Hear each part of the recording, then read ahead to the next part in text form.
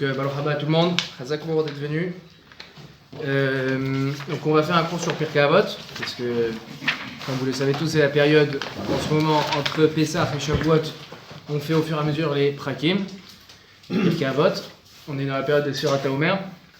Juste un tout petit mot sur Sfirat HaOmer. Il y a une question qui est connue et qui est soulevée. C'est normalement, quand on est pressé de quelque chose, on fait un décompte. Un prisonnier, quand on lui dit il te reste 3 mois de prison, il fait un décompte. D'accord ? 90, 89, plus que 88 jours, ce qui le rapproche de l'arrivée de ce qu'il attend. D'accord ? Nous, on attend quoi là ? Qu'est-ce qu'on compte ? On est en train de monter vers Matan Torah, Shavuot, exactement. Pourtant nous, on fait pas 49, 48, 47, 46. On fait 1, 2, 3. Comment ça se fait ? Très simplement, c'est qu'exactement. En fait, on est en train de monter vers quelque chose. Chaque jour, c'est un rajout. Chaque jour, on est en train de se rapprocher. On est en train de se préparer de plus en plus à la Matan Torah. D'accord ? Et vous êtes sûr que vous n'allez pas vous mettre en face, les gars ? Moi, ça me facilite le... Je ne vais pas vous embêter, hein. Mais j'aime bien voir mes interlocuteurs. Donc l'idée elle est comme ça, c'est qu'on est en train au fur et à mesure de se rapprocher de Matan Torah. Alors effectivement, on est pressé, donc on est censé décompter. Mais là, comme vous avez très bien dit, c'est une aliyah. On est en train de monter vers la Matan Torah. Et c'est pas simplement qu'on est en train de monter, c'est qu'on est censé chaque jour préparer quelque chose. Alors, pas comme on croit qu'on est censé en réalité rajouter quelque chose, c'est dans l'autre sens. On est censé chaque jour enlever quelque chose. C'est quoi ce enlever quelque chose ? Hein ? Par exemple, exactement. C'est-à-dire qu'en vérité, Matan Torah, l'étude de la Torah, pour pouvoir faire de la Torah notre quotidien, l'occupation qu'on aime, il faut de la place. D'accord ? Et on a tous des vies bien remplies, on a tous des têtes plus ou moins bien remplies. Et donc, il faut vider tout ça. Il faut faire de la place pour que un jour, on se mette devant une Gemara et qu'on kiffe. Qu'est-ce qui fait que ça nous attire pas trop, que des fois ça rentre pas, ça nous intéresse pas, que ça rentre et ça sort ? On veut tous connaître la Torah et pourtant, c'est difficile de s'y mettre. Comment ça se fait ? C'est parce qu'en fait, on est obstrué par plein de choses. Les informations, la musique, les films, je sais pas quoi, les livres, les idées, etc. Et la Torah, elle rentre pas. Donc en fait, chaque jour, il faut s'imaginer qu'on est en train de préparer un seau vide. Un seau vide qui, elle, va permettre de recevoir la Torah. D'accord ? Donc on est en train de préparer 49 seaux, 50 seaux, en fait, il faudrait presque chaque jour retirer quelque chose. À partir d'aujourd'hui, la personne qui aujourd'hui écoute la radio, j'écoute plus la radio. Tac. Pendant la période de Sfirat HaOmer, comme ça au fur et à mesure, on se libère la tête. D'accord ?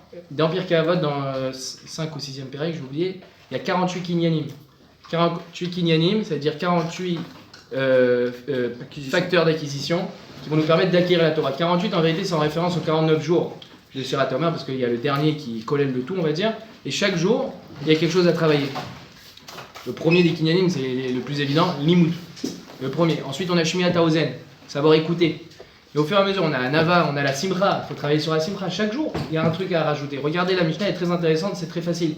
Il y a Yeshuva Da'at, il y a fréquentation des Talmidei Chachamim. Tout ça, c'est des kinyanim qui permettent d'arriver à Matan Torah, fin prêt. Et là, on va passer une veillée de feu. Et pour terminer là-dessus, sachez que Shavuot, c'est l'équivalent d'un Rosh Hashanah. Rosh Hashanah, on est jugé sur l'année du point de vue surtout matériel. Shavuot, c'est peut-être le plus important des Rosh Hashanah. On est jugé sur le nombre de Limud Torah qu'on aura l'année qui vient. Donc, il faut cartonner la veillée. Il faut cartonner Sfirat HaOmer, bien s'y préparer pour qu'à Shavuot, on étudie à fond, qu'on montre à Akadosh Baruch Hu que ce qu'on veut, tout compte fait, c'est être un bon juif. On veut le connaître. Parce que qu'est-ce qui nous permet de connaître notre Créateur ? Il n'y a que la Torah. Il y a un peu l'observation du monde. On se pose plein de questions. Pourquoi c'est comme ci ? Pourquoi c'est comme ça ? Pourquoi ça fonctionne comme ci ? Et c'est illogique et c'est pas juste. T'as plein de questions sur le monde, c'est très bien. Rabbi Akiva, il a fait tchouva comme ça. À 40 ans, sa future femme, qui s'appelait Rachel, quand elle s'est mariée avec lui, pourquoi elle a accepté de se marier avec un Amaharet? C'était quelqu'un de très intelligent, Rabbi Akiva. Mais il avait en détestation tout ce qui était tzaddik, racham. Il pensait qu'il se prenait pour des oufs, que genre il parlait un langage que personne ne comprenait. Il n'aimait pas ça. Lui, il était très intelligent. C'était un grand, faut imaginer, un grand chef d'entreprise qui gérait une des plus grandes fortunes, qui était celle de Kalba Saboua. Il gérait tout ça. Et Rachel, elle a perçu, la fille de Kalba Saboua, elle a perçu chez lui une grande chorma. Et elle se rendait compte qu'il détestait tout ce qui concernait la Torah. Il savait un petit peu lire l'hébreu, mais voilà, comme vraiment même pas un traditionnaliste, quoi. Quelqu'un qui a été peut-être des parents juifs, mais voilà, pas plus. Et comme il était intelligent, Rachel, elle l'a attiré avec des questions. Et elle a dit, à ton avis, comment ça se fait que le soleil il est jaune? Tout simplement. Question bête. Et il dit, c'est quoi ces questions? Il est jaune. Et il dit, ah bon, juste comme ça? Ou pour toi la Bechira ça signifie quoi? Tu penses vraiment que tu as le choix dans la vie? Ah, Hachem il sait déjà tout en avance. T'as pas de Bechira alors? On a parlé de ça. Elle lui a posé toutes ces questions là. Et un jour il est venu là-bas, il a dit attends, tu m'as rentré des idées là, j'en peux plus, donne-moi les réponses. Elle dit tu veux les réponses? Elles sont dans le livre. Et donc c'est ça Shavuot. Shavuot c'est se coller à la seule chose qui est vraie sur terre, sur notre terre. C'est le Limud Torah. C'est la seule chose qui vraiment nous donne des vraies réponses, qui nous permet d'avoir une vie heureuse, d'avoir les bonnes bases pour tout, pour la suite, pour notre mariage, pour nos enfants, pour un équilibre de vie intéressant, etc. Ou sinon, on vit un peu une vie décousue, avec des galères, avec des incompréhensions, avec des nisyonotes, etc. Et on ne sait pas trop ce qu'on fait là. La Torah, elle donne un sens à notre vie. Voilà. Maintenant, on va parler de Sfirat HaOmer, de Pirkei Avot, pardon. Alors, on est dans le Pérek Gimel. Je sais qu'on est dans le Pérek Dalet dans les comptes. Nous, on va toucher deux Mishnayot du Pérek Gimel. Déjà, on va prendre Mishnah Bet. Là-bas, il y a une fin de Mishnah un peu bizarre. Donc, c'est Rabbi Hanina Sgan HaKohanim. C'est Rabbi Hanina Ben Teradion. Très rapidement, Rabbi Hanina Ben Teradion, il fait partie des Asara Rogei Malchut. Juste, est-ce que quelqu'un aurait l'heure? Que je puisse voir quelle heure il est. 9h44. Est-ce que tu peux me mettre là l'heure? Ouais, Vas-y, laisse, c'est pas grave. Laisse. Bon. Il y a quelqu'un qui peut enregistrer. Là, je filme, mais si quelqu'un peut enregistrer, c'est très bien. Donc, Rabbi Hanina Ben Teradion, c'était un des 10 martyrs, des tzadikim gdolim qui sont morts dans d'atroces souffrances. Voilà, pareil, on pourrait se poser des questions. Pourquoi? Bon, il y a plein de marottes dessus, c'est pas un problème. Mais en tout cas, voilà. Donc, Rabbi Hanina Ben Teradion, il n'est pas simplement mort comme ça, il a une mort assez violente. Il a été donc sur le bûcher, brûlé, d'accord? Et il a été brûlé, entouré d'un Sefer Torah. C'est-à-dire qu'ils l'ont enveloppé dans un Sefer Torah et il est mort comme ça. Et on raconte qu'il y avait toutes les lettres qui dansent. Et il dit qu'est-ce que tu vois? Et il dit il y a toutes les lettres du Sefer Torah qui dansent autour de moi, etc. Il y avait ses amis qui le voyaient comme ça en train de mourir. Enfin bon. Et donc ce Rabbi Hanina Ben Teradion, il y a une longue Mishnah. Et il a écrit donc là-bas Shnaim Shiyoshvim, deux personnes qui sont assis ensemble. Ven benehem divrei Torah, et qu'il n'y a pas entre ces deux personnes des paroles de Torah, arezé moshav letzi. Il appelle ça, c'est une assise de plaisantin, de rigoleur. C'est pas du sérieux. Hein? Pas moqueur, Moqueur, tout ça, exactement. Des moqueurs. Aval. Shnaim shiyoshvim, mais deux qui sont assis. Veyesh benehem divrei Torah. Et il y a entre eux des paroles de Torah. Shrina Shrouya Benehem. Alors là, il y a la Shrina, il y a Kadosh Baruch Hu qui descend et qui vient les écouter. C'est quoi la gravité de Moshe Avetim? C'est-à-dire quoi la gravité? C'est-à-dire au niveau punition? Non, niveau genre. Un letz, c'est Kadosh Baruch Hu, il déteste les lézim. Les gens qui prennent tout à la rigolade, qui se moquent. C'est le problème de la letzanout, c'est que la personne, elle a un bouclier qui renvoie tout ce qui peut être critique, tout ce qui peut être réflexion. Il prend tout à la rigolade de toute façon. Je me rappelle, j'avais un prof qui avait dit, un prof de philo, j'avais beaucoup aimé la phrase, il avait du mal à tenir sa classe et à chaque fois qu'il faisait une critique à un élève ou quelque chose, enfin à chaque fois, il y avait un en particulier, il rigolait à chaque fois quoi. Il disait des trucs le prof et lui il rigolait. Et il disait le rire permet de cacher l'ignorance. C'est-à-dire que quelqu'un, tu lui dis quelque chose de sérieux et il rigole, il ne sait pas comment réagir en fait. Sa seule façon de réagir c'est de rigoler, c'est-à-dire il tourne à la dérision. Il te casse tout le sérieux que tu as voulu construire, il rigole, mais parce qu'en fait il ne sait pas quoi dire. Toi, tu dis une phrase sérieuse à quelqu'un et il rigole face à toi, c'est qu'en fait il est mal à l'aise, il ne sait pas quoi te répondre, il trouve que tu as raison, mais en rigolant, il cache son ignorance, il camoufle. Donc tu peux pas parler avec ces gens-là. Il n'y a pas d'argument, c'est ça. T'as pas d'argument, t'as rien, et donc ça bousille la discussion. Bon. Donc ça c'est le let's. Maintenant, deux personnes qui sont assises ensemble et qui étudient, Ashrina Shruya Benehem. Très bien. Et ensuite, donc je saute un peu, après il y a écrit Eni et Lashnaim. Là j'ai la Shrina que pour deux personnes. Alors, Minaïn chez Afilou Echad, chez Yoshev, Veosek Batora, chez Akadosh Baruch Hu, Kové Alosara. D'où je sais alors que pour un aussi, parce qu'un qui étudie seul, lui il a pas lui. Lui il a la Shrina, il vient pas, le pauvre. Il est gentil quand même. Eh bien, d'où je sais qu'il est Kové Alosara, qui lui aussi lui donne un Sahar. Shneemar, Yeshev Badad, Veidom, Kinatal Alav. Il est assis isolé, il lui prendra de lui, etc. On a un pasouk qui prouve que même un, eh bien, il y a alors là, il y a écrit Kové Alosara. Alors justement, moi je vais m'arrêter sur ça. On a dit que deux qui sont assis ensemble, il y a la Shrina qui vient. Elle a dit d'où je sais que même pour un, il n'y a pas écrit d'où je sais que même pour un, il y a la Shrina qui est avec lui. Il y a écrit qu'on est Kové Alosara, qu'on lui donne un Sahar, un mérite. Pourquoi il n'y a pas écrit que la Shrina est Shruya Benehem? Notre Mishnah qui dit 10 après 5. Razak, tout à fait, Mishnah Vav. Alors je vais le rapporter, exactement. Donc, déjà c'est étonnant, parce que c'est quoi cette avamina? Alors, un, il mériterait pas. C'est quoi cette question? D'où je sais que un aussi, il aurait quelque chose? Mais attends, quelqu'un qui étudie. Parce qu'on a dit deux, du coup, un, non, il n'a pas de mérite. Et là, c'est une question bizarre. Pourquoi tu as besoin de prouver même pour un? C'est a priori évident. Et deuxièmement, comment ça se fait que c'est écrit Kové Alosachar et pas Shrina Shruya Benehem? Et comme il a très bien dit Nathan, on voit plus loin dans la Mishnah Vav, dans le même Pérec, là-bas, je vous lis ce qu'il y a écrit. On fait la liste 10, 5, 3, 2, 1, feu partez. Là-bas, il y a écrit quoi? Asara chez Ojvin Voskin Batora, 10 qui sont assis ensemble et qui parlent de Torah, Shruya Benehem. Ensuite, on rapporte un pasouk. Afilou Khamisha. Ensuite, Afilou Shlosha, même 3, même 2. Et ensuite, Uminaïn Afilou Echad. Et il y a écrit Bechol Amakom Asher Askir Etchemi Avo Elecha Uverar Tira. D'où je sais pour 1, et bien parce qu'il y a écrit dans le pasouk, tout endroit où il est mentionné mon nom, eh bien je viendrai et je ferai une bénédiction. Donc voilà, on a la preuve pour tous. Donc là on a. J'ai pas compris un truc. On n'a pas dit qu'il y a la Shrina dans un. Alors pourquoi on dit d'où on sait pour un? Ça veut dire qu'on n'a pas. Non, tu veux dire pourquoi je pose cette question-là? Alors déjà, c'est quoi cette avamina de dire peut-être il aurait rien? Et deuxièmement, la réponse que tu me donnes, alors ok, il y a, mais c'est Kové Alosachar et pas Shrina Shruya Benehem. C'est deux questions. Déjà, pourquoi Béhémed il y a une avamina? Et ensuite, la réponse elle est bizarre. Et d'autant plus que voilà, dans le Pérek Vav, on voit très bien. Il y a 10, 5, 3, 2, 1, tout est prouvé. Et là-bas, il n'y a pas écrit Kové Alosachar. Dans la Mishnah Vav, sur le même sujet, il n'y a pas écrit Kové Alosachar, il y a écrit que Shrina Shruya Benehem. Enfin, Shrina Shruya Imo. Qu'il y a la Shrina chez lui. Donc chez nous, il y a 2, 1. Kové Alosachar, enfin il y en a un tout seul Kové Alosachar, et là-bas où on pose la même question et on répond pas la même chose. On dit que la Shrina elle est avec lui, mais il n'y a pas écrit Kové Alosachar. Ok, c'est clair.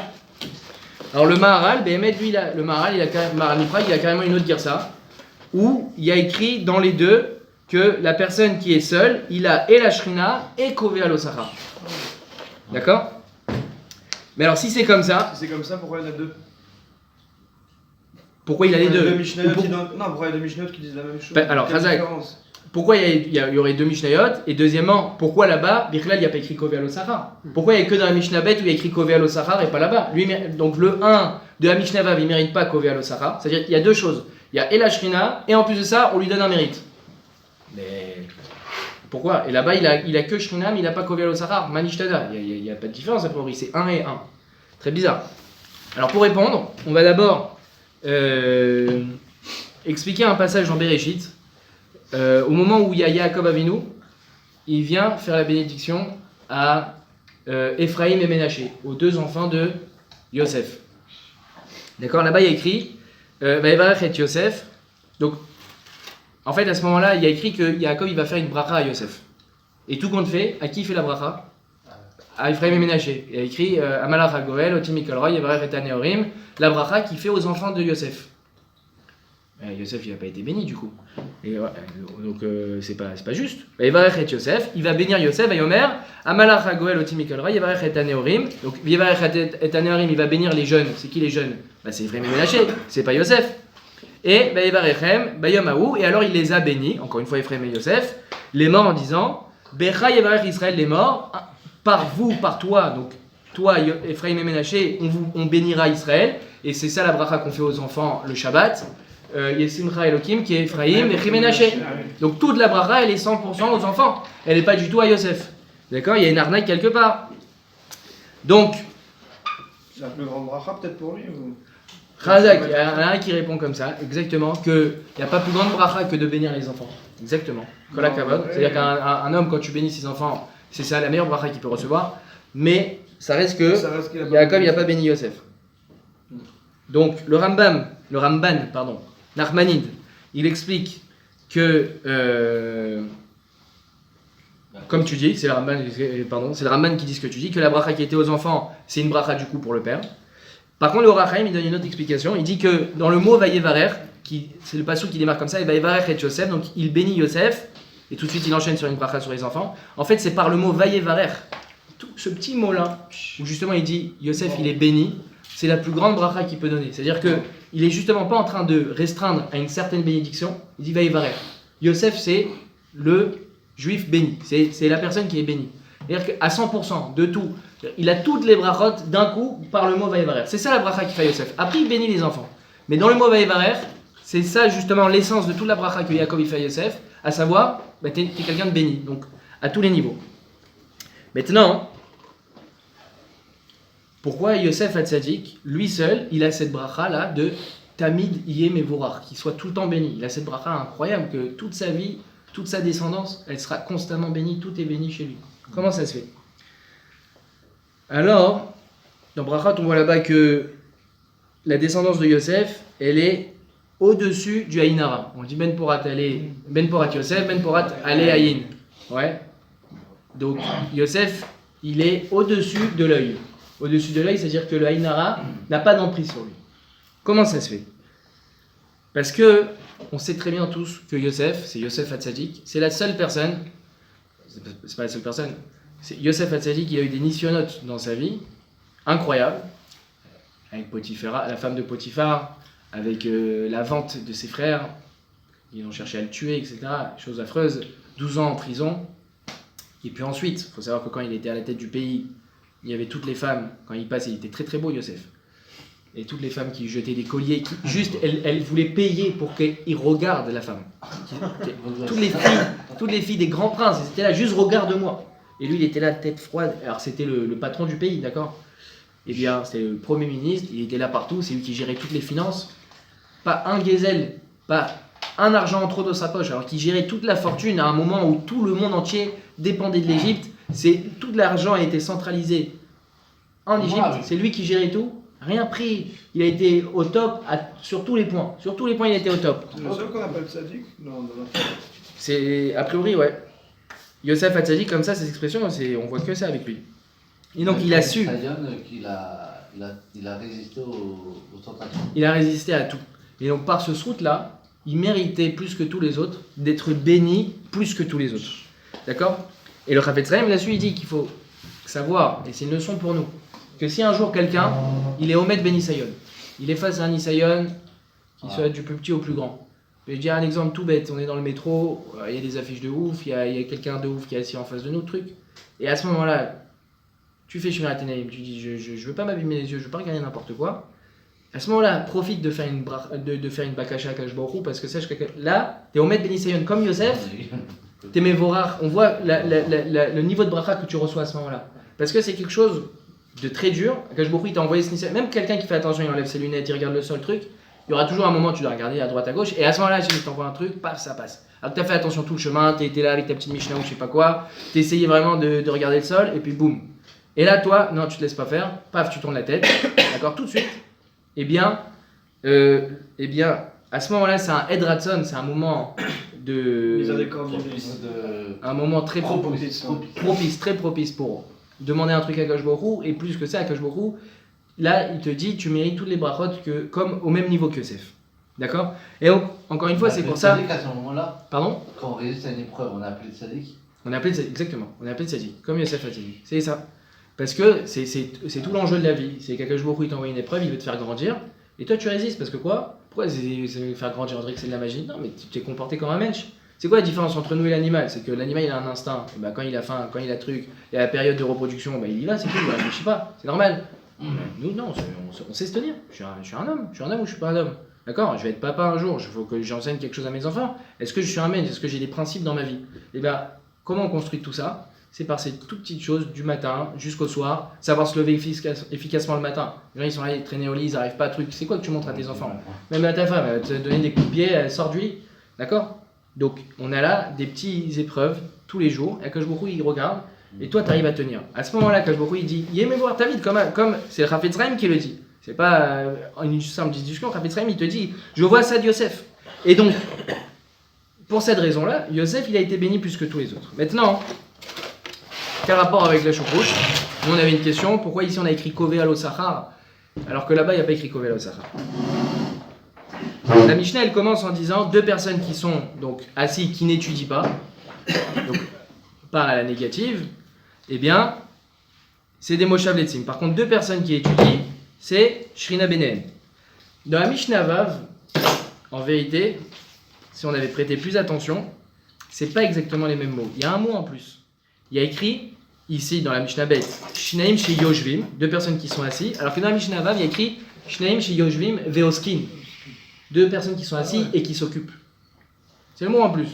Alors ça a l'air d'être joli, mais en fait ça fait toute la différence. Dans la Mishnah Vav, quand on parle de Shneim Shei Yoshvim et Yoskin, en vérité on parle de deux personnes qui sont au Beth Midrash, en Chavruta, ça pète le feu, voilà on était là-bas, il y a toute une ambiance de l'Ornon, il y a les rabbanim, il y a les trucs, je suis en Achana, préparation de mon shiur, ce que vous voulez, et les gars ils learnent. Très bien, donc 10 personnes qui sont là, assis et qui learnent la Torah, dans le Beth Midrash, il y a la Shrina qui est Shrouya Benehem. Très bien. Par contre, quand il n'y a pas écrit Oskin, dans notre Mishnah Bet, qu'est-ce que ça signifie? Eh bien, ça signifie que c'est une personne qui n'est pas au Beth Midrash. Elle n'est pas en salle de shiur, elle n'est pas là. Elle est à un endroit où elle a été obligée de s'asseoir, elle est dans une salle d'attente. Elle est dans le métro, elle est dans le bus, n'importe quoi, tu vois. Et à ce moment-là, qu'est-ce qu'il fait? Il est Yoshev, d'accord? Si à ce moment-là, il arrive à se prendre en main, et à commencer à leurner. Il sort, c'est toi qui m'as dit, dans ta petite sacoche, il te fouille. Qu'est-ce que vous avez mis dans votre sacoche? Ah, mais c'est quoi ça? C'est du. Ah ouais, c'est de la contrebande. Ouais. Non. C'est Yoshvim et la Shrina les Shrouya. C'est-à-dire qu'une personne qui est là dans une situation où c'est particulièrement difficile en vérité de se prendre en main, parce que dans le Beth Midrash, c'est l'ambiance. On peut quand même battre l'année, on peut évidemment perdre son temps, mais a priori on est là pour leur nez. Quelqu'un qui est là, non, il est dans le métro ou dans une salle d'attente, qu'est-ce qu'il va faire? Il sort son portable et on scrolle. Eh bien là non, cette personne a dit, je vais sortir ma petite Mishnah, je vais prendre un cours, je vais écouter. Wow. Là cette personne-là, elle est Omed Benisayon, parce qu'il n'est pas dans une situation facile, il n'est pas dans une situation évidente où on est là pour étudier. Non, je ne suis pas là pour étudier. Je suis là pour attendre. Mais en vérité, on est tout le temps là pour étudier. Le monde, il n'est pas là pour attendre. On n'est pas là à tuer le temps. D'accord? On fait rien.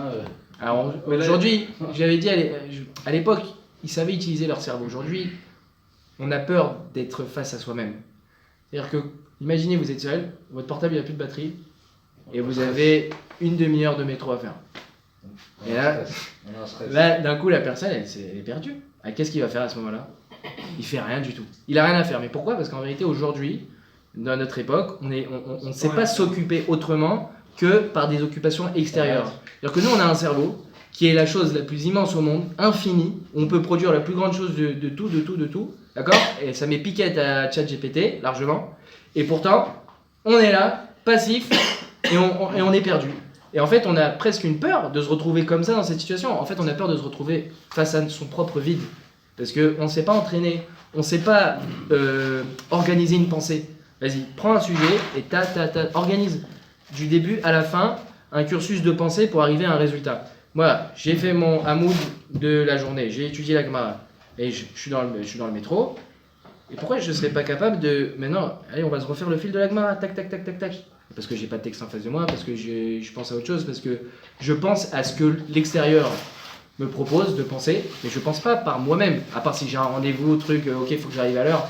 Mais c'est tout, encore une fois, ça c'est l'extérieur qui te fait penser, c'est pas toi qui produis une pensée. Donc cette personne-là qui est dans une salle d'attente à attendre comme ça, elle est dans une situation de nisayon, de savoir comment tu vas t'occuper, qu'est-ce que tu vas faire à ce moment-là. Et cette personne-là, elle s'assoit, elle learn, d'accord? Eh bien cette personne-là, qui se comporte du coup d'une certaine façon comme Yosef, qui a été Omed Ben Isayon et qui a su réagir de la bonne façon, eh bien lui, Kové Alo Sachar, en plus de la Shrina. C'est ça la différence entre la Mishnah Bet et la Mishnah Vav. Là-bas, c'est Yoshvi Meoskin. Donc, Vadaï que c'est quelque chose de nifla, magnifique, extraordinaire. Il y a la Shrina qui descend, qui va parmi eux. C'est-à-dire quoi la Shrina, elle descend? C'est-à-dire qu'Akash Baruch Hu, il descend et il écoute ce que vous racontez. Bah oui, parce que vous êtes en train de learner la Torah, lui, ça l'intéresse. Donc, imaginez-vous, on est là en train d'étudier, là il y a la Shrina qui est Shkouya Benenou.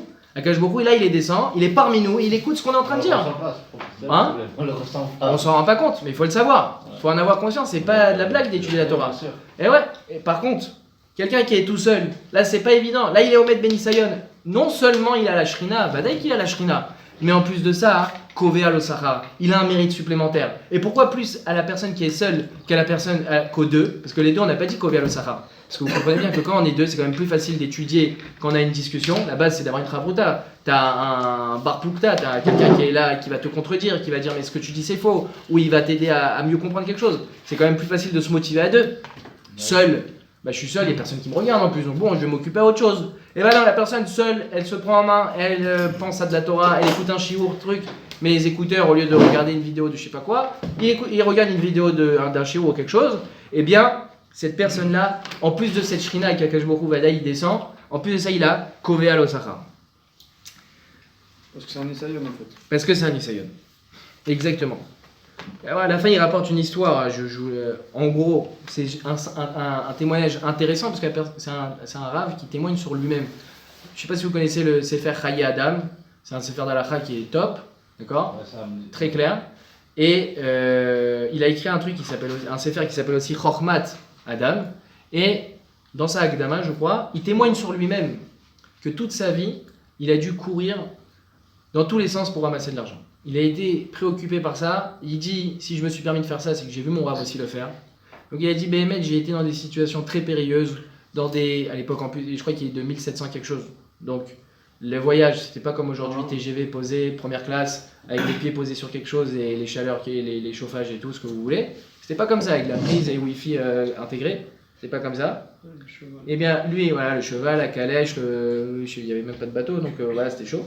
Et donc, il témoigne, il raconte, et je trouve ça intéressant qu'il raconte sur lui-même, en chevar, mais c'est pas pour se la raconter, c'est parce qu'il veut témoigner que toute sa vie, il s'est battu dans toutes ces situations qu'il a vécues, qu'il a dû voyager de bout en bout du monde, il a jamais délaissé le limoud. Et de toute façon, on le voit dans ses sfarim. C'est un gars qui a écrit des sfarim. Donc déjà ça témoigne. Et pour écrire des sfarim de qualité comme il a écrit, il faut avoir la tête reposée. Il arrivait à avoir la tête reposée, même Omed Ben Isayon, c'est vraiment la personne qui était Yoshev, seul, mais Kové Alo Sachar. Akash Baruch Hu, il l'a jamais délaissé, il a pu devenir ce grand sadique malgré sa vie remplie de. C'est-à-dire qu'on n'a pas d'excuses. On n'a pas d'excuses, exactement. Il faut savoir qu'à l'époque, vous lisez les histoires. Je ne sais pas si vous avez déjà vu ce livre à Yosselman. C'est un gros pavé comme ça. Bon, c'est une biographie sur un rave de France. C'est un descendant de Rachi. Donc c'est l'époque genre 1400-1500. Il a été réputé pour avoir été le grand défenseur des Juifs à cette époque-là. Les Goïms carrément lui ont donné un nom, Jocelyn. Ils ont transformé Yosselman en Jocelyn. Jocelyn de Rosheim, c'est que c'était une ville là-bas en France. Et ça a été le seul, je crois, qui a eu un titre officiel du point de vue de la royauté française, allemande, etc. C'était une époque évidemment où il y avait les pogroms, comme toujours, où il y avait les tueries dans tous les sens. Il n'y avait plus les croisades, je pense. C'était après les croisades. Mais c'était une période catastrophique, les barbares, les trucs. Et donc lui, c'était l'envoyé. Il avait un phrasé très puissant, donc il allait voir les gens, les rois, face aux rois. Et il était sur des chemins, il voyageait en cheval, d'accord? À cette époque-là, il y a des brigands qui t'arrêtent, ils te tranchent la gorge, ils te prennent ta bourse. Enfin, il y a ni 100 fois ni loin, il n'y a rien qui se passe. Et il te raconte comment il est dans la forêt, tout seul. Là, c'est même pas, il y a une tente ou quelque chose. Enfin, il est dans la forêt, passe la nuit, il sort son. En plus, t'as pas des beaux sfarim comme ça, sympathiques, écrits en gros. Là, on est là, il n'y a pas les Nekudot, j'y arrive pas à truc, il n'y a pas de traduction française en phonétique. Non, c'était des petits parchemins. Les Gemara, D'accord. c'est pas comment on connaît. Ah, pas du tout, genre Rachito soit autour, c'était écrit des hiéroglyphes, d'accord. Et sur des parchemins, galère, tout ce que tu veux. Et était là, c'était un Tamid Rachamatsum, d'accord. Alors qu'il a passé sa vie à sauver des communautés à travers toute l'Europe. D'accord. Donc évidemment qu'on n'a pas d'excuses. Mais c'est-à-dire savoir à ce moment-là prendre conscience que j'ai 5 minutes d'attente, j'attends le bus, truc, voilà, enfin souvent dans le métro, là, je suis en trottinette maintenant, mais dans le métro, la seule chose qui me manque dans le métro, c'est que on peut faire tellement de choses, je finis tellement de livres, même tu prends pas un truc galère à étudier, tu prends une biographie sur un rave, tu prends une histoire, quelque chose d'intéressant qui t'apporte un petit peu, mais ça te change ta journée, c'est-à-dire que là tu as rentabilisé, tu avais une demi-heure de trajet, tu as une demi-heure de trajet tous les jours, aller-retour tu as 1 heure, d'accord, tu as 1 heure tous les jours, 1 heure, qu'est-ce que tu peux faire, c'est magnifique, en plus tu es tranquille, il n'y a personne, tu n'es pas confronté à des gens, quand il y a plein de monde, mais quand il y a plein de monde tu peux aussi, Hachem il te trouvera une place où t'asseoir, ne vous inquiétez pas, et tu sors ton petit truc, ou même Chumash Rashi, c'est facile, tac tac tac, mais voilà, des histoires même en français, des livres en français, d'Alacha, de trucs. Et là, on rentabilise son temps à mort. Et là, on est Yoshev seul, Kovéal, Otsara Kashboukou. Il dit maintenant, il est dans le métro, c'est compliqué, il y a plein de choses à regarder, il y a autre chose à écouter, ce que vous voulez. Et lui, non, il sort son Sefer. Et là, vous sentez le juif en galoute qui se bat envers et contre tout. Ils sont là tous dans le métro, sur leur portable ou je sais pas quoi. Et toi, tu es là, discretos, mine de rien, et tu fais ta petite étude. Le juif, voilà, comme ça, Pachout, qui suit son chemin et qui, comme ça, continue à conserver, perpétuer ce savoir, et c'est ça qui est magnifique, ça a vraiment été ça le peuple juif, c'est dans la galoute la plus profonde, et ben être là avec les petites bougies dans la nuit, en cachette. Voilà, Rabbi Hanina ben Teradion, pourquoi il a été tué? Parce qu'il a osé enseigner la Torah à une époque où les Romains avaient interdit.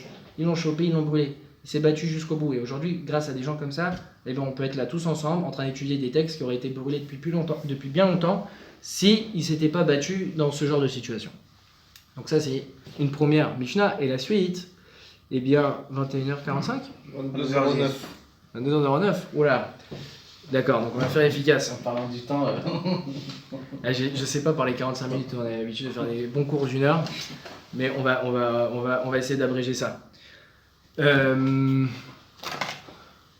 Donc la Mishnah là-bas il y a écrit Kol HaMekabel Ol Torah, Ma'avirin Mimenu Ol Malchut, Ve Ol Derech Eretz. Attendez, on est combien alors? On n'est pas 10. 1, 2, 3, 2, 5, 6, 7, 8, 9, 10, 11. Ah, on est 11. Vous avez fait Arvi? Ah, on va faire, parce que eux ils vont faire à 15, c'est pour ça que j'étais bloqué. Mais si vous voulez, on fera vite après eux. Moi je rajoute pas longtemps, mais juste histoire de finir ça. J'ai un Rio en plus. Hein? J'ai un Rio en plus à faire. T'as un Rio? C'est l'année de mon père. Ah, ok. Je dois faire un Rio en Ah, plus. ok, avec plaisir. Ouais. Alors, si on dépasse, et on fera après. Super. Ok? Donc, Rabbi Nechounia ben Akana. Rabbi Nechounia aussi, tout le monde est censé le connaître. C'est la bracha qu'on fait tous les matins. Et Ratson, quand on rentre dans le Beth Midrash et qu'on va commencer à étudier, que Em la Ratzim et Anu Ratzim, c'est Modéani, la tefila quand on sort, pardon. Em Ratzim. Moi je cours après, la Torah, eux ils courent après, Dvarim Betelim. Voilà. Et bien c'est Rabbi Nechounia ben Akana. Il est connu pour aussi autre chose parce que dans le chasse, on le connaît que au travers des Mishnayot ou certaines histoires, mais au niveau de la halakha, on le connaît pas trop. Il y a une halakha qu'on connaît de lui, et quelle halakha? C'est Kimle Medarabamine. Vous connaissez Kimle Medarabamine? Non. C'est quand il y a une personne, elle a deux punitions. Je donne la pierre. Alors, en fait, en gros, c'est ça. Quand tu as deux punitions qui arrivent en même temps, c'est-à-dire que tu as en même temps transgressé Shabbat et en même temps tu as volé, par exemple, les deux en même temps. Tu brûles un truc qui appartient à ton pote, donc tu as fait les deux avérotes en même temps. Transgresser Shabbat, c'est Chayav Skila, c'est-à-dire que Chayav Mita, tu dois mourir. Quand c'est Bémézid avec deux témoins. Et quand tu brûles, bah, tu es Chayav de rembourser ce que tu as brûlé, ce que tu as volé. Eh bien, est-ce qu'on lui inflige les deux? C'est-à-dire, avant de le tuer, on lui dit, monsieur, passe quand même à la caisse ton TPE et tu payes. Non, c'est le din de Kimle et d'Arbabiné. C'est-à-dire qu'on lui fera la plus grave des deux.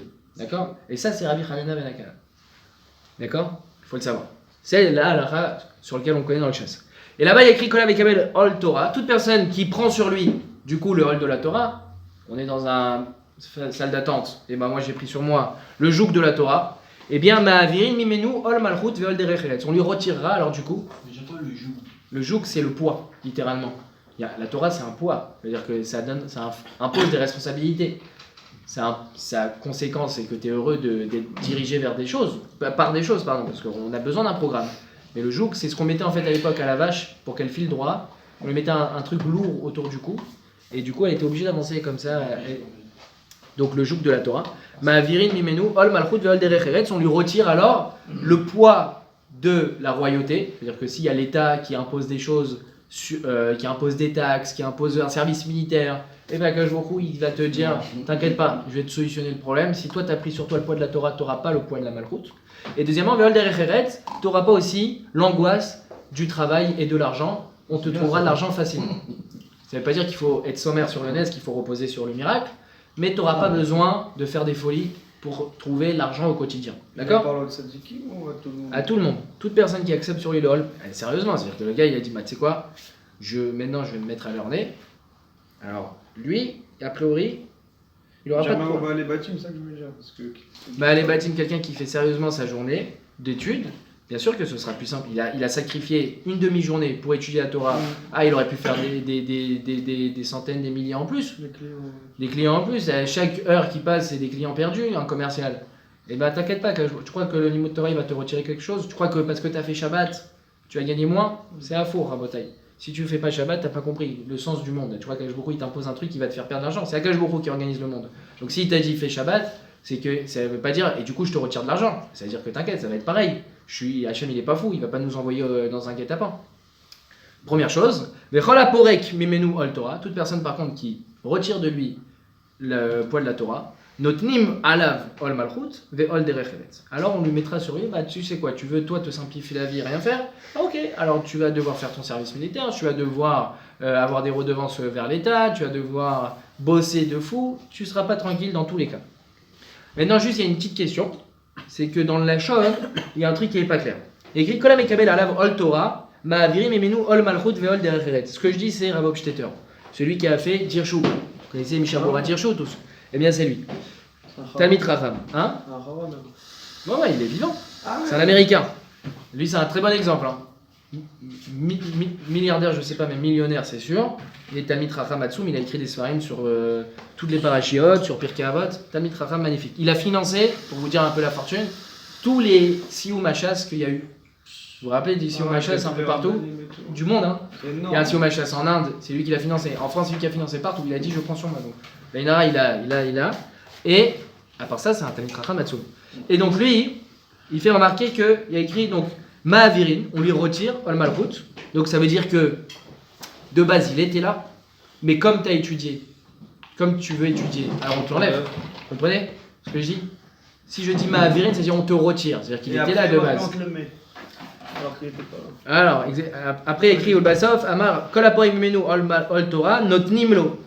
Donc, machma que quoi? Que la situation normale, c'est que. Exactement, c'est que de base il n'y a pas.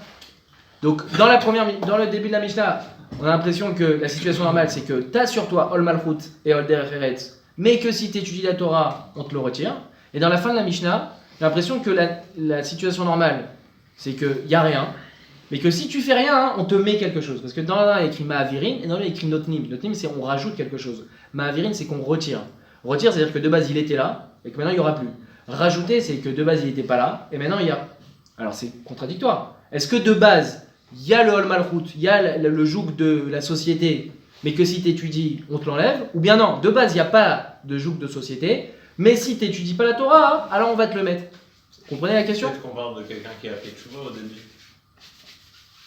Et alors quoi? Et alors, c'est normal qu'il ait d'abord le Od de Derech Eretz et de Malchut. Oui, mais là on parle dans un contexte général. Est-ce que la normale, c'est qu'il y ait le joug de la Torah? Ah, même dans la région. Pour tout le monde. Exactement. Alors, pour comprendre ça, déjà on va prendre une phrase très connue qui s'appelle Adam Le'amal Yulad. Adam Le'amal Yulad, d'accord, d'où on le sait ça. Rabbi Eliezer, là-bas dans Sanhedrin, écrit Kol Adam Le'amal Nivra. Tout homme, il a été créé pour bosser. D'accord, on n'est pas là. Kadosh Baruch Hu, il a créé l'homme pour le travail. D'accord, c'est pas les vacances. Chez Neymar, d'où je le sais. De nos jours, il y a des femmes, c'est l'inverse, j'ai l'impression. C'est-à-dire?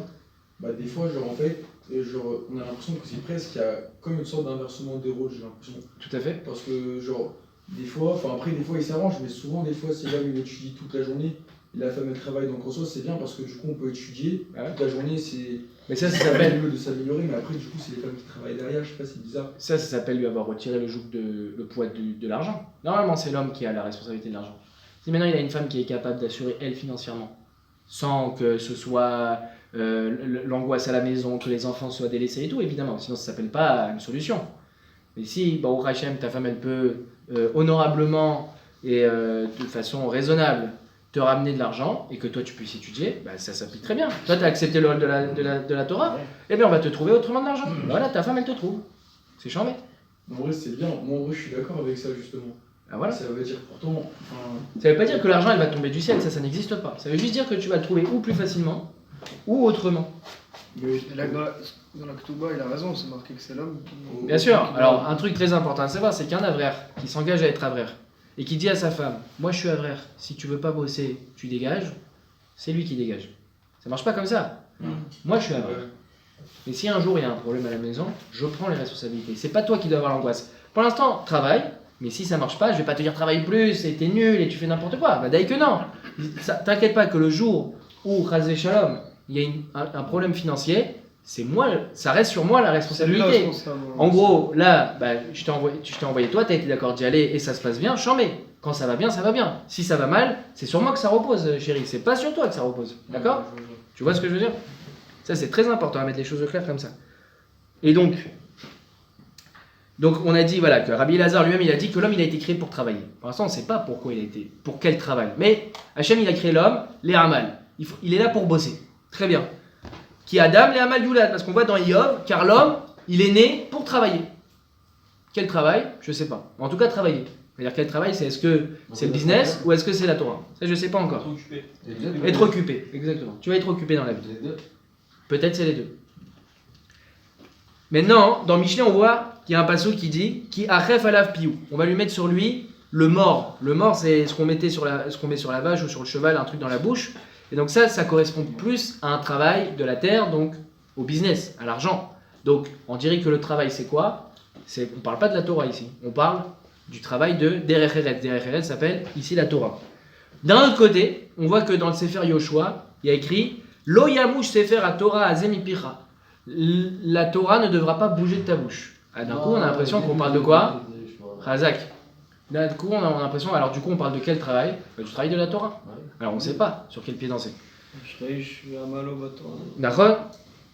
Ça, c'est Ashreish. Heureux soit l'homme. Mais est-ce que ça veut dire que c'est lui de base ? Nous, on veut savoir c'est quoi le Matzav Tivri. Exactement. Est-ce que quand Akash Borou il a créé l'homme, il avait dans l'idée qu'il va devoir bosser et donc bosser dans l'argent ou bosser dans la Torah. C'est quoi les Hamal Yulad ? C'est quoi ce Hamal là de base ? Plaît-il ? C'est pas une maladie. À Khazak, on va y arriver. Exactement.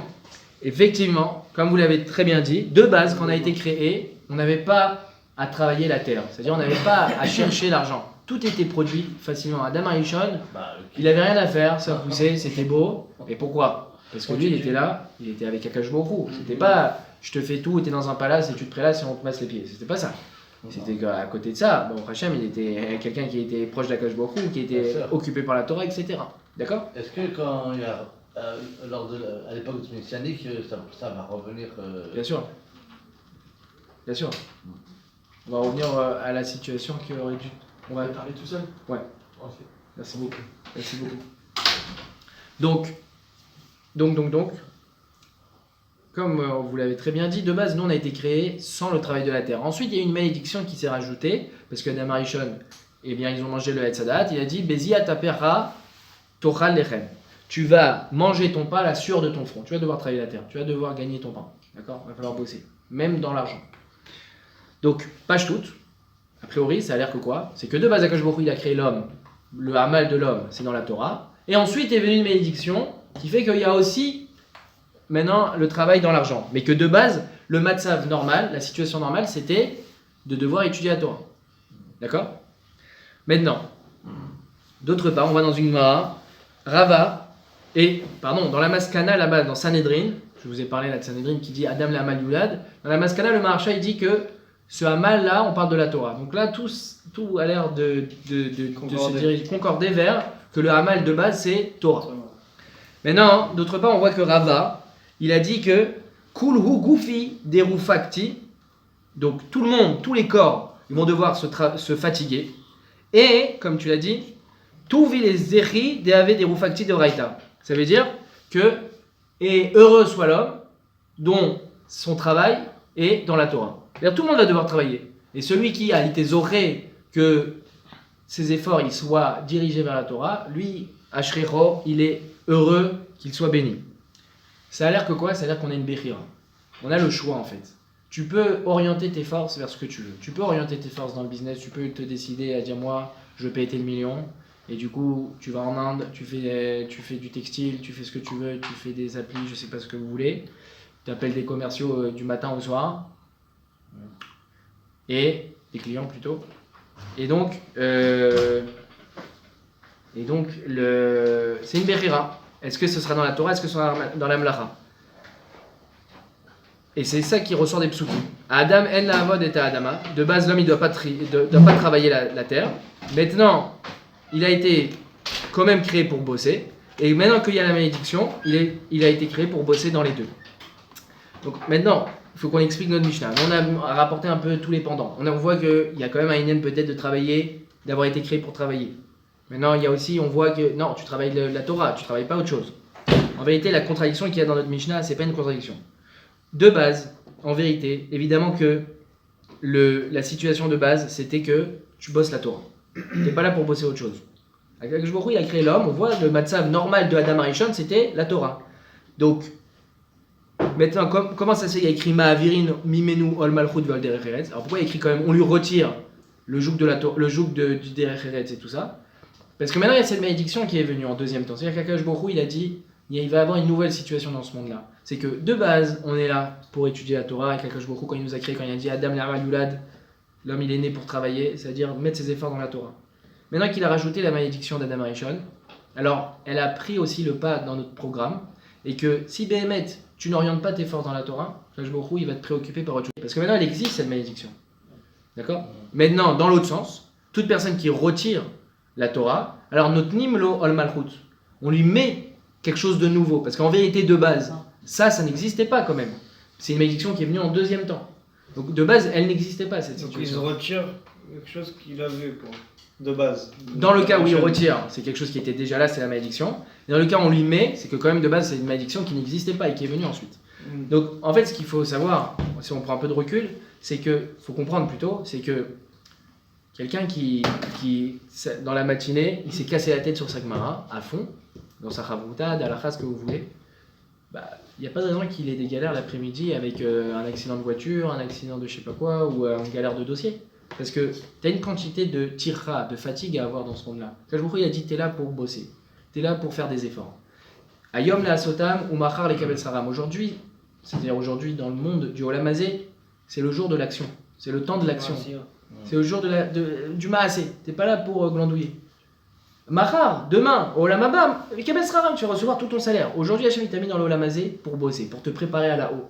D'accord? Maintenant, tu veux pas bosser dans la Torah, pas de problème.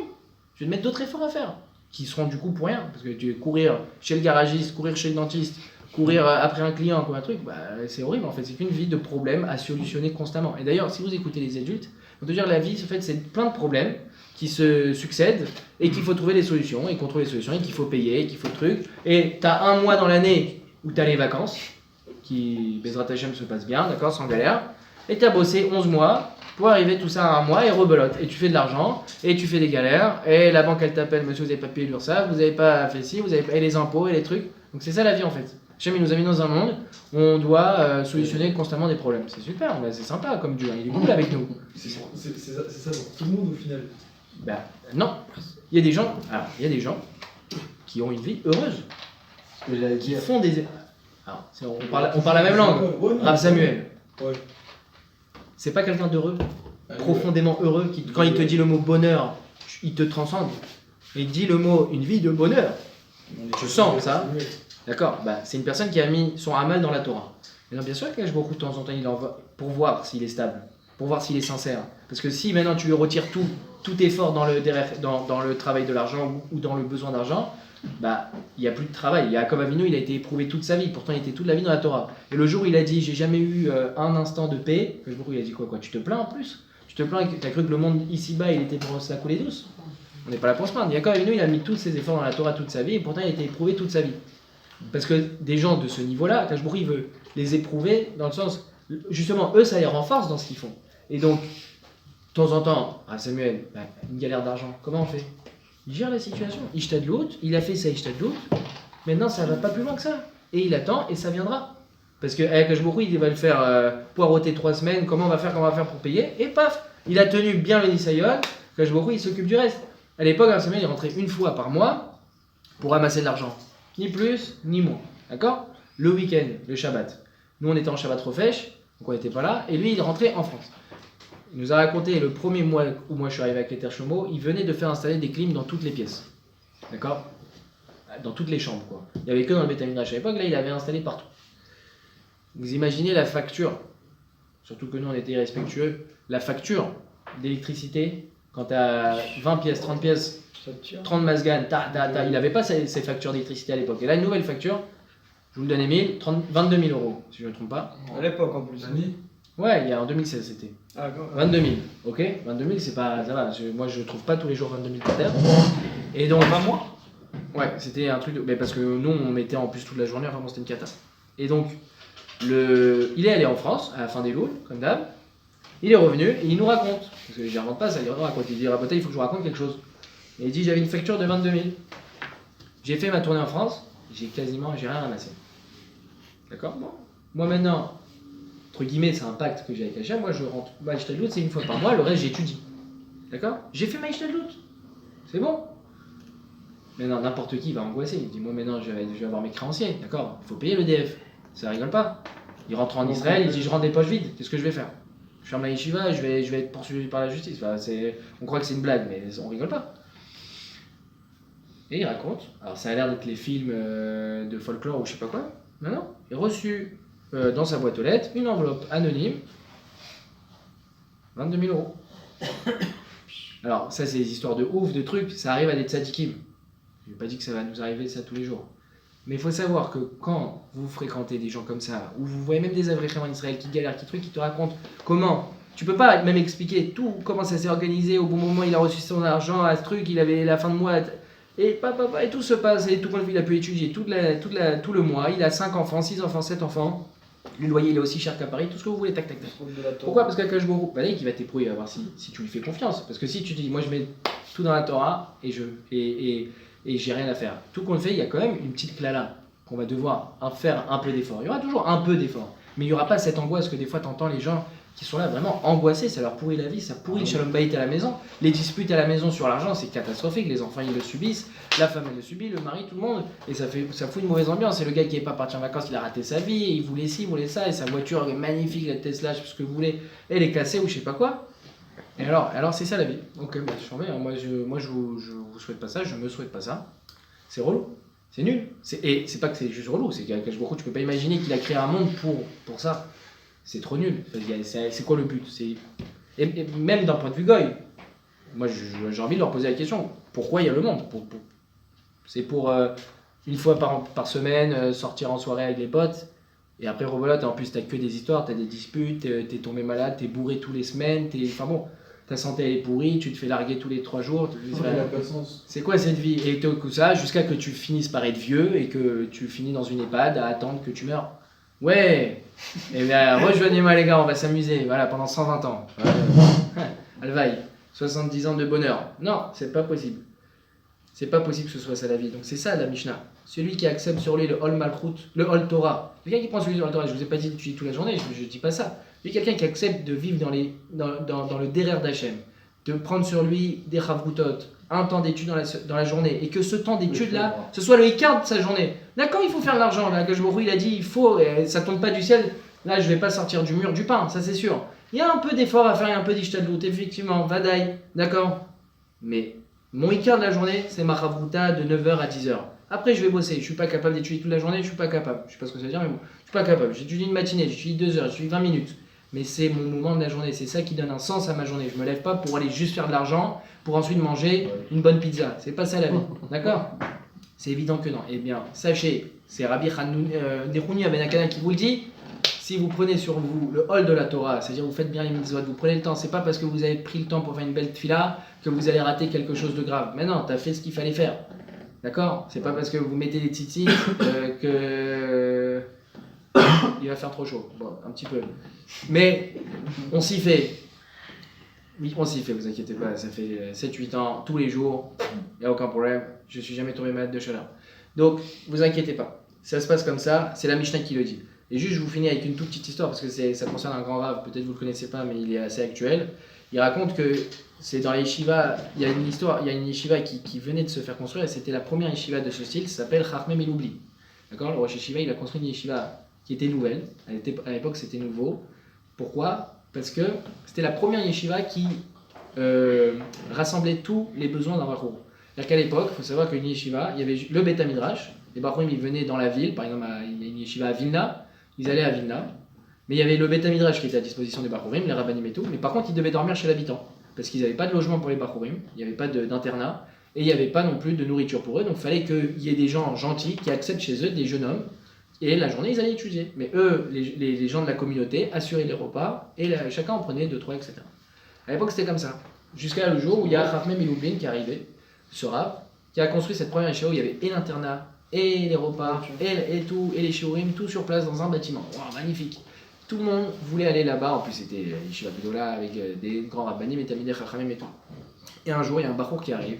Donc il avait dû faire un périple pour y arriver. D'accord, ça n'a pas été évident, plusieurs heures, plusieurs jours de trajet. Il y arrive pour faire l'examen, pour se faire accepter à la yeshiva. Donc il va dans le bureau du Rav, il fait l'examen. À la fin de l'examen, il dit Mechila, très cher Bachour, mais je ne trouve pas que tu sois matim, que tu ne sois pas adapté à notre style de yeshiva. Non, ça peut arriver. Bachour, il a quand même fait des efforts pour venir, mais bon, il ne s'est pas mis à pleurer. Il dit bon, ok. Donc il est sorti du bureau et voilà. Quelques heures plus tard, le Rav il va dans le Beth Midrash. Là, il voit le Bachour en train d'étudier dans le Beth Midrash. Et il va le voir, il dit excuse-moi, je t'ai dit que t'es pas accepté, donc pourquoi tu es là? Alors il a dit Rav Mechila, c'est juste qu'en vérité, la navette ou je sais pas quoi, elle part dans plusieurs heures. Donc je me dis, au lieu de perdre le temps à attendre dehors, je suis resté étudier. Il faut se mettre dans la tête de ce Bachour qui doit être dépité d'avoir été refusé, qui doit refaire tout le trajet inverse, etc. etc. Et lui, au lieu d'aller déprimer dehors et fumer une bonne cigarette, il a dit j'ai du temps, je vais l'orner. Il a été pris direct. Alors le Bachour, il a dit, c'est un Bachour. Le Rav, il a dit, c'est un Bachour comme ça que je veux. Et vous savez, c'est qui ce Bachour là? Je sais pas si vous le connaissez, mais pour ceux qui connaissent, c'est Rav Wosner. Rav Wosner, c'est celui qui a construit tout le Beddin, le grand Beddin de Bnei Brak, d'accord? C'était vraiment le Av Beddin Gadol. Aujourd'hui, on a Rav Klein qui a pris sa succession, voilà. Il est niftar maintenant, Rav Wosner, c'est celui qui a vraiment répandu aussi tous les halachot qui concernent Nida et tout, le style de Nida qu'on fait aujourd'hui, c'est Rav Wosner, enfin, un Gadol adore Hatsum, c'était ce petit Bachour là, qui a été refusé de la yeshiva, exactement. Et je sais pas c'est qui Rav Wosner, vous connaissez Rav Dreyfus? Rav Dreyfus, il est français, il est aussi à Bnei Brak, c'est un talmid de Rav Wosner, d'accord? Donc, et ensuite, même on raconte sur le Bachour, donc ce futur Rav Wosner, qu'il est resté 1 an et demi d'affilée sans sortir de la yeshiva. L'instant, Rav Hofstetter, il lui a demandé après, quelques années plus tard, il allait voir Rav Wosner, il lui a dit, juste dans cette histoire, c'est vrai que vous êtes resté 1 an et demi sans sortir de la yeshiva, jamais? Et il a souri, il a dit, il raconte comme ça. Ça, c'est la Hanava du Rav. En tout cas, voilà. Et cette personne-là, c'est un exemple de Hamal. C'est une personne qui a choisi, il aurait pu sortir, attendre le truc, déprimé, aller boire un bon café, aller chez un pote, voilà, comme un être humain. Ben non, Adam, les Hamal, Youla, la personne elle est née pour travailler. Ok, j'ai été refusé. Maintenant, j'ai des heures à attendre devant moi. Qu'est-ce que je vais faire? Je vais sortir dehors? Je vais déprimer? Je vais rien faire? Non, mais je vais étudier. Voilà. Ben, cette personne, elle s'est battue et elle était refusée. Donc peut-être elle n'avait pas le niveau, elle était peut-être pas très intelligente. Elle était acceptée. Vada, et tout de suite, le Rav il a dit un parcours comme ça, je le veux. Qui veut pas perdre son temps et qui a été refusé et pourtant il se bat. Et donc c'est devenu un Rav Wosner. Il s'est battu, il est devenu un Rav Wosner. On a Rabbi Akiva, pareil, à 40 ans, il a fait tchouva. On n'a pas d'excuses, les gars. On a tous les exemples dans la Torah qui contre nos excuses. 40 ans, le gars, imaginez 40 ans, analphabète. Et dans l'analphabète, il y a bête. Et il a tout défoncé. Rabbi Akiva qu'on connaît, c'est sur lui que tout l'Olam Torah a été construit. Tous les Gdolim, tout. Rabbi Akiva, il est partout, tout dans le chasse. À 40 ans, il connaissait rien, d'accord? Il a appris le Be'aba chez Narumish Gamzou, le Aleph Bet, Bereshit, Bara Elohim, d'accord? Il n'était pas au Cheder, il n'était pas au Gan, ce que vous voulez, avec la Mora qui explique Bereshit. Il n'y avait pas. Il s'est battu, Adam la Malulad. Et il avait, c'est sa femme, 12 ans, 24 ans, il a laissé sa femme. Sa femme, elle travaillait quoi à l'époque? Ils avaient une chaumière, ils n'avaient même pas de lit pour dormir, ils avaient de la paille. pour dormir dessus. C'est raconté, hein. Je ne vous raconte pas des sornettes. Ils dormaient sur de la paille, ils ont eu des enfants, ils ont même pu aider des pauvres et à la fin il est devenu riche, énormément riche, parce qu'il a immensément, il a hérité de Kalbas Aboua, etc. Enfin bon, une histoire incroyable si vous voulez, voilà, vous pouvez lire l'histoire de Rabbi Akiva, c'est magnifique, ça donne des kochot. Voilà. Kol hakavod rabotai. On va tout de suite faire Zimoun et Après, hein, c'est pas, Ah, Rabbi Hanan ben Hashem Omer. הקדוש ברוך הוא לזכות את ישראל לפיכך ירבה להם תורה מידות שנאמר אדוני חפץ